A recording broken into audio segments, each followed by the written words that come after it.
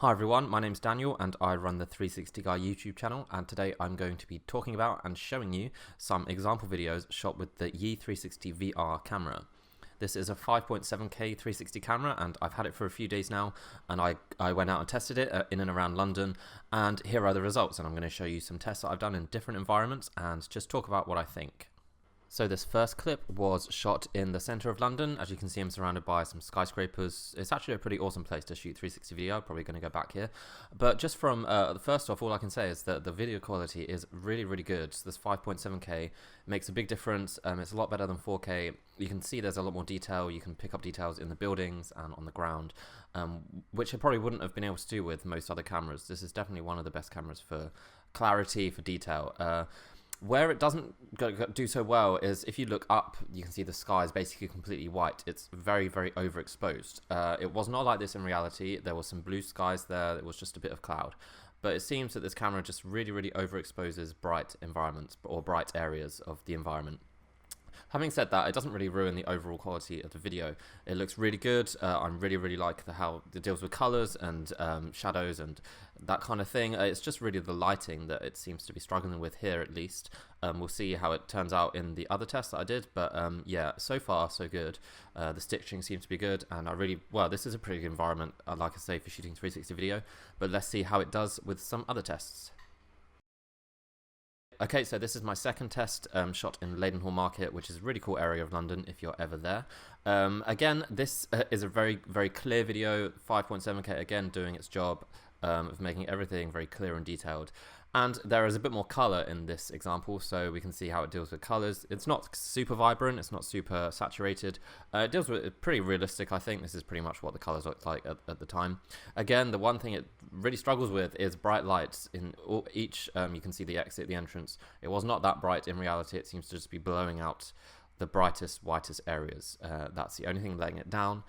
And sometimes the stitching isn't completely accurate. If you look up, you can see where in the roof it hasn't quite matched all the lenses together. But apart from that, it's not too obvious, and it does pretty well with stitching as well. Okay, here's my third test, and I managed to find a pretty cool roof in London, and I'm opposite the tallest building in the EU, which is the Shard. And again, the only thing here that's kind of affecting the clip is the sun basically looks like it's having a supernova, because it's just so bright. It was not that bright in reality, but the rest of it looks amazing. The blue sky is pretty blue, and the colors are really popping. And yeah, I really like the frame rate is pretty good. You can see the water moving very clearly. There's details there. Again, 5.7K, it's also limited to what it can do. It's not going to be as good as a $1,000, $2,000 camera, but for a $399 camera, which is how much this costs, it's doing exceptionally well. And the only other camera that can shoot this high quality is the GoPro Fusion or the Garmin VIB 360, which are both very much more expensive than this camera. Okay, just got two more tests now, and this one is near St Paul's Cathedral, near the Tate Modern. And yeah, again, I'm really liking the video. The people walking past, it's not really affected by the stitching, so there's not really a really obvious stitching line there. The stitching again isn't perfect. It could be better. There are sometimes some parallax and some duplication of like buildings and windows, etc. if you look closer. But overall, it's okay. It could be a bit better, but the stitching is okay.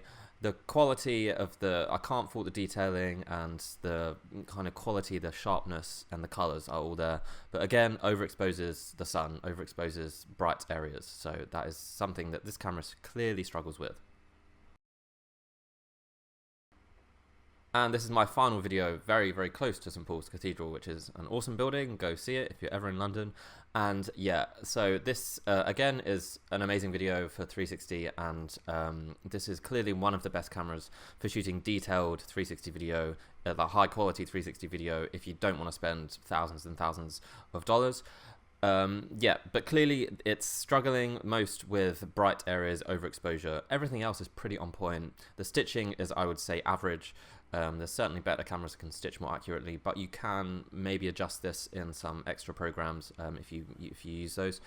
But yeah, overall, I'm really happy with the video, and I did mess around with the exposure settings on the camera to try and clear up or improve this overexposure. But it seemed whenever I adjusted the exposure down, it did help with the brighter areas, but it just made the video overall very, very dark. So I mean, I think that looked worse. This is actually as best as I think you're going to get. So yeah, overall I'm really happy with the camera. I've only used it for a few days. In the next week or so I will be posting a full review, so look out for that once I've tested all the features and, you know, had a proper go with it. But yeah, so far it's my first impressions are really, really good. This could turn out to be basically the camera that I always use for video because it's so easy to use, and it clearly creates very, very good video apart from this overexposure problem.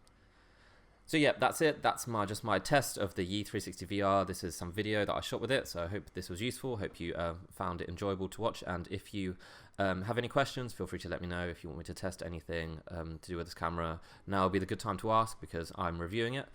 If you're interested in 360 cameras in general and how to create 360 content, then subscribe because I've got lots more guides and reviews coming up. So yeah, I hope this has been useful. I hope you stick around, and yeah, I will see you next time. Bye bye.